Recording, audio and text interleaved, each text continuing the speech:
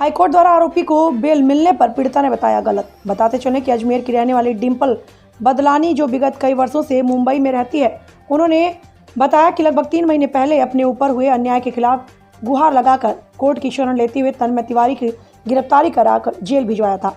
किंतु तन्मय तिवारी ने हाईकोर्ट में बेल मिलने से नाराज डिंपल ने न्याय के मंदिर को ही कटघरे में खड़ा कर दिया और शहर के एक रेस्टोरेंट में पत्रकारों से प्रेस वार्ता की जानकारी दी। और अपने बयानों में डिंपल ने कहा कि पक्ष और विपक्ष के वकीलों ने मिलकर कोर्ट को गुमराह करके साक्ष्यों को अनदेखी में तन्मय तिवारी की बेल करवाई है।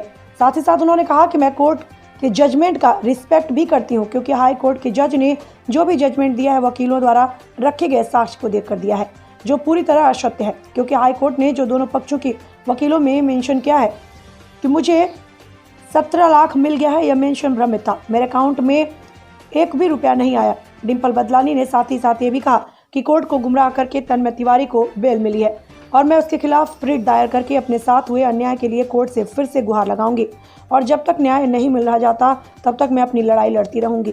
और अपने आरोपों में उन्होंने यह भी बताया कि उनका एक एक्टिंग का वीडियो यूट्यूब पर वायरल किया जा रहा है, जिस पर उन्होंने आपत्ति जताई है।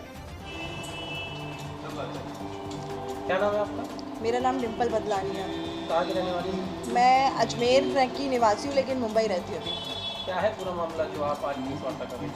पूरा मामला ये है कि जो तन्मय तिवारी 3 महीने से जेल में बंद था, कल उसकी हाईकोर्ट में बेल थी।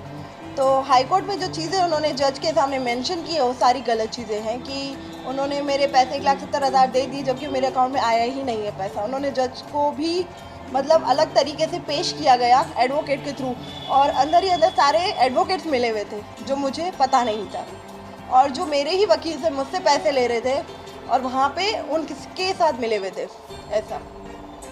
तो मैं इस जो बेल हुई उसके मैं खिलाफ हूँ तन्मय की। तो आगे आपकी क्या रणनीति? आगे ये कि मैं इसका बेल कैंसिलेशन के लिए मूव ऑन करना चाह रही हूँ। मैं जानना चाहती हूँ कि जो इसकी बेल हुई है वो गलत तरीके से हुई है, और उसको बेल दे दी है ये ठीक है, लेकिन मेरी जान को से खतरा बना हुआ है। तो मैं नहीं चाहती थी कि इसकी बेल हो, लेकिन बेल हुई भी है तो वो गलत तरीके से हुई है।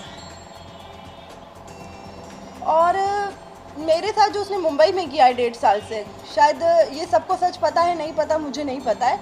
उस बंदे ने मेरा डाइवोर्स कराया, मेरे साथ शादी का झांसा देके मेरी मांग में सिंदूर भरा था, और अभी तक मेरे 17-18 लाख खर्चा करवा चुका है। और जैसे ही मेरे पैसे ख़त्म हो गए वो अमेठी मतलब भाग गया था, और उसके पीछे मैं आई थी, और मुझे विजय तिवारी ने फ़ोन पे धमकी दी थी। और इसमें इसका रामचंद्र तिवारी, इसकी बहन, इसकी विजय तिवारी की बीवी, सब लोग शामिल हैं।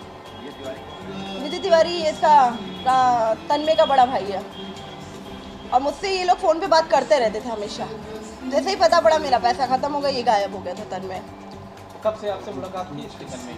तन्मय की मुलाकात मुझसे पहली बार अगस्त 2019 में हुई थी मुंबई में फॉर अ शूट।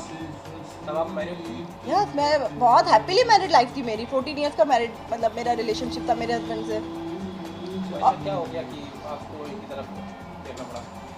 मेरे साथ हुआ ये कि इसने मुझसे हेल्प मांगी और मैंने इसकी हेल्प करी, और ज़बरदस्ती मेरी लाइफ में इंटरफेयर किया, मुझे धमकियाँ देना, तेरे बच्चों का मर्डर करवा दूंगा, मेरी दोनों बेटियों के लिए बोला था। मैंने एक बार रेप की धमकी भी दी थी मुझे, और फिर मेरे हस्बैंड को कॉल्स करता था, और मुझे भी ज़बरदस्ती किया, और मुझे शादी का झांसा भी दिया उसने ऐसे। और जो एक्टिंग में होता है कि मंदिर में लेके मुझे गया था और मुझे मांग में सिंदूर भरा, एक बार नहीं 7-8 बार मुझसे साथ इसने हरकतें की है, और अपने पैर दबाता था, बोलता था तू मेरी बीवी है, और सारा खर्चा ऐसे करके प्यार से उसने मुझसे लूटा।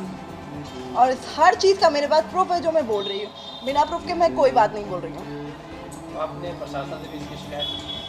प्रशासन से की थी, लेकिन अभी भी जैसे विजय तिवारी के अननोन लोगों से वो मुझे कॉल्स करवा रहा है, कभी किससे मैं नाम नहीं लूँगी, अभी ये वक्त आने पे मैं नाम भी बताऊँगी, लेकिन वो मेरे से मेरे राज उगलवाना चाह रहे थे कि मैं आगे क्या सच बोलने वाली हूँ। इसके लिए मैंने पूरा अपना आगे का सच नहीं बताया है। सच इन द सेंस कि मेरे पास क्या क्या गवाह हैं वो ये पूछना चाह रहे, कुछ गवाह मुंबई से भी आना चाह रहे, वो तन्मय की सारा सच वो मीडिया में बोलना चाह रहे हैं। अच्छा, इसके बीच आपने जब तन्मय की गिरफ्तारी हुई थी उसके बाद ये आपने बताया था प्रेस वार्ता में कि समझौता भी हो रहा है, उसको लेके क्या है? समझौता नहीं था, इन लोगों ने मुझसे ज़बरदस्ती एक एफिडेविट पे साइन लिए थे, वो भी तन्मय ने मुझे कॉल करके मेंटली प्रेशराइज में। इसके बाप को जेल की अरेस्ट हुई थी, मतलब जेल में बंद था 5 दिन से, बोला इसने कुछ खाया नहीं है, तो ज़बरदस्ती तन्मय मुझे बार बार कॉल कर रहा था। इवन 2 दिन इन्होंने मुझे अपने घर पे भी रखा और मुझसे एफिडेविट पे साइन लिए, लेकिन कोई समझौता नहीं हुआ था। फिर विजय तिवारी मुझे बोला था कि मैं तुम्हारी शादी कराऊंगा, रामचंद्र तिवारी ने भी बोला कि मैं तुम्हारी शादी कराऊंगा। सब मुझे अपने लपेटे में लिया, लेकिन कोई समझौता नहीं हुआ था। अब आखिरी निष्कर्ष में आप क्या चाहती हैं और क्या आखिरी से लेके आप सत्ता बुराई है? आखिरी निष्कर्ष भैया मैं ये चाहती हूँ, मैं पहले बात तो जो मेरे साथ गलत हुआ है मुझे उसके लिए इंसाफ चाहिए। मुझे किसी से कोई शादी नहीं करनी है, ना मुझे कोई कॉम्प्रोमाइज़ करना। मैं अपने हक के लिए लड़ना चाहती हूँ, जो एंड दम तक लड़ूंगी। तन्मय की जो बेल हुई है कल, वो बहुत गलत हुई है।